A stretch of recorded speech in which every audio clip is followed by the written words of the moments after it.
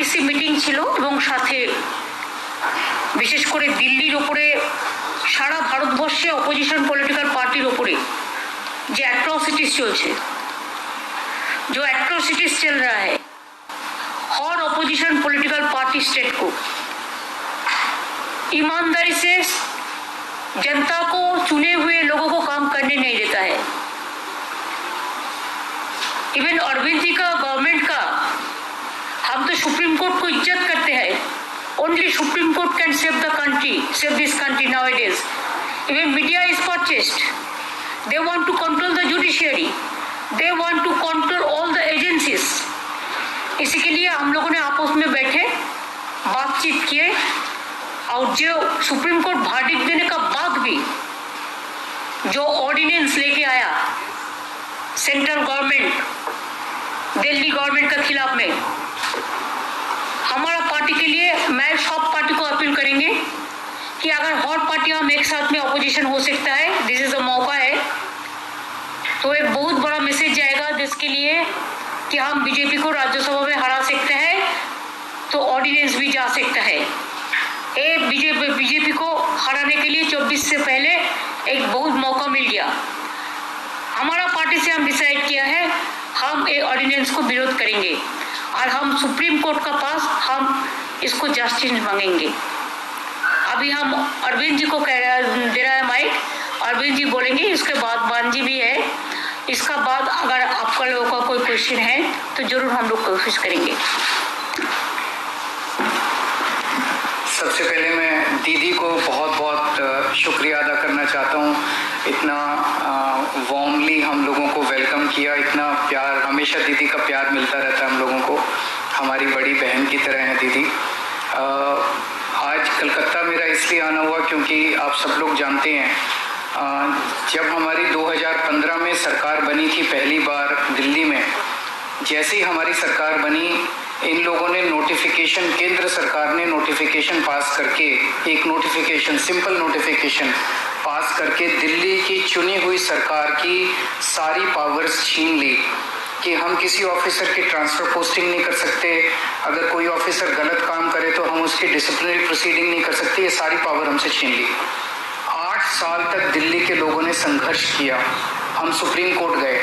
8 साल के संघर्ष के बाद सुप्रीम कोर्ट ने हमारे पक्ष में ऑर्डर किया, दिल्ली की जनता जीत गई। लेकिन जैसे ही ऑर्डर आया सुप्रीम कोर्ट का, 1 हफ्ते के बाद इन्होंने ऑर्डिनेंस लाके जो सुप्रीम कोर्ट का ऑर्डर था उसको उन्होंने पलट दिया।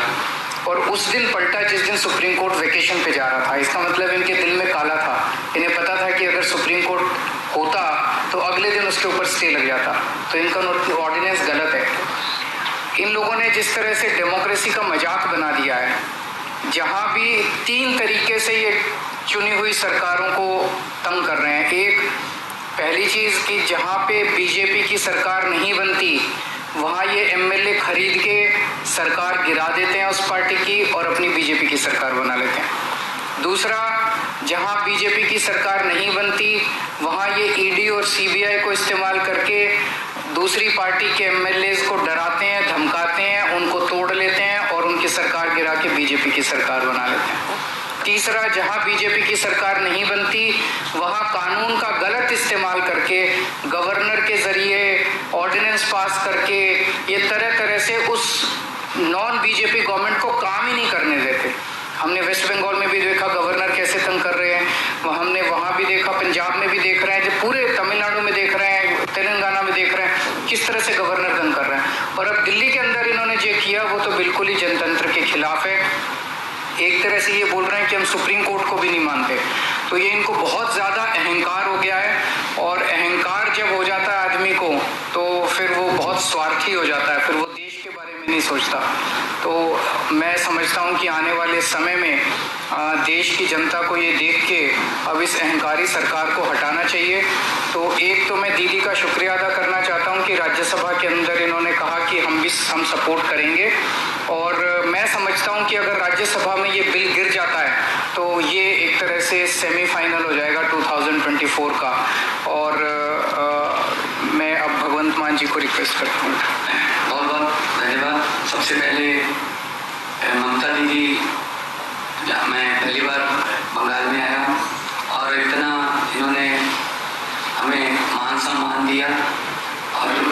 उसके लिए मैं धन्यवाद करता हूँ। आपका नाम तो मान है।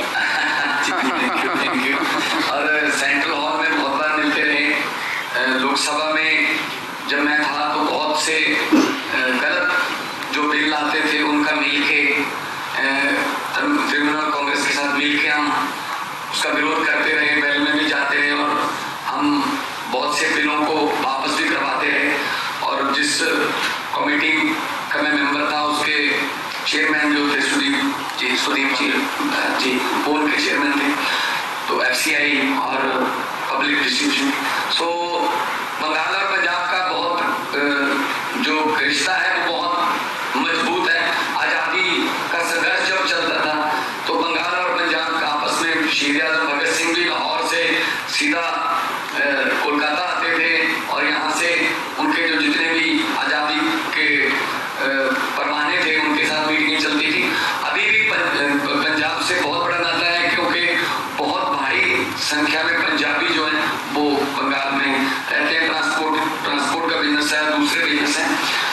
तो जैसा कि अरविंद जी ने बताया, ये लोकतंत्र को अपने पक्ष में करने के लिए कोई भी तरीका अपनाने लगे हैं सेंट्रल सरकार वाले। यहाँ तक कि मेरी 117 में से 92 MLA बहुत बड़ा मैंडेट है, फिर भी मुझे अपने बजट सेशन को जो है चलाने के लिए सुप्रीम कोर्ट जाना पड़ा।